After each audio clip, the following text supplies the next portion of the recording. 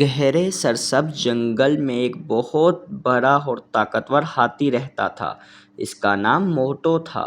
Motto اپنی طاقت پر بہت فخر کرتا تھا۔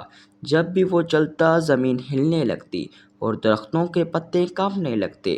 جنگل کے دوسرے جانور اس سے ڈرتے تھے کیونکہ وہ اکثر اپنی طاقت دکھانے کے لیے درختوں کو ہلاتا اور چھوٹے جانوروں کو ڈراتا تھا۔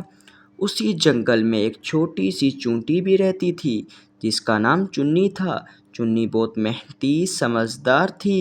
وہ روزانہ صبح سویرے اپنے ساتھیوں کے ساتھ خوراک جمع کرنے نکلتی اور سب کو مل جل کر رہنے کا سبق دیتی تھی۔ اگرچہ وہ بہت چھوٹی تھی مگر اس کا دل بہت بڑا تھا۔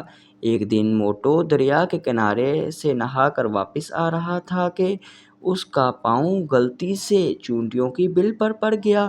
بہت سی چیونٹیاں زخمی ہو گئیں اور ان کا گھر ٹوٹ گیا۔ چنی نے ہمت کر کر ہاتھی سے کہا، اے موٹو، تم بہت طاقتور ہو مگر تمہیں دوسروں کا خیال بھی رکھنا چاہیے۔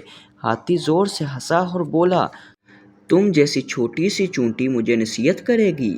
تم میرا کیا بگاڑ سکتی ہو؟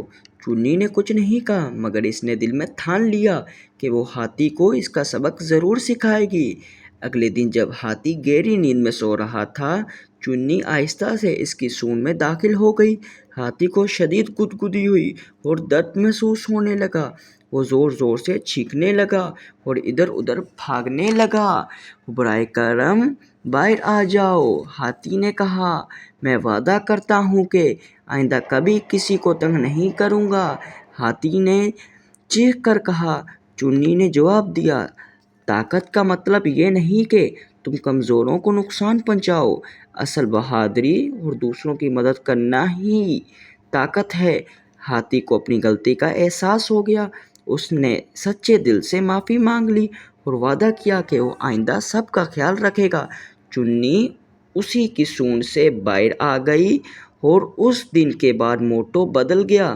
اب وہ درختوں کو ہلا کر پھل گراتا اور سب جانوروں میں بانٹ دیتا۔ اگر کوئی جانور مشکل میں ہوتا تو وہ فوراً مدد کے لیے پہنچتا۔ جنگل کے جانور خوش تھے کیونکہ طاقت اب غرور نہیں بلکہ بھلائی کے لیے استعمال ہو رہی تھی۔ ہاتھی اور چیونٹی کے درمیان دوستی ہو گئی۔ دونوں ایک دوسرے کی عزت کرنے لگے۔ مرکزی موضوع، کبھی بھی کسی کو کمزور اور حقیر نہ جانو، چھوٹا ہو یا بڑا ہو، ہر ایک کی اپنی طاقت اور ہمت ہوتی ہے۔ اصل عظمت نرمی، ہمدردی اور دوسروں کی مدد کرنے میں ہے۔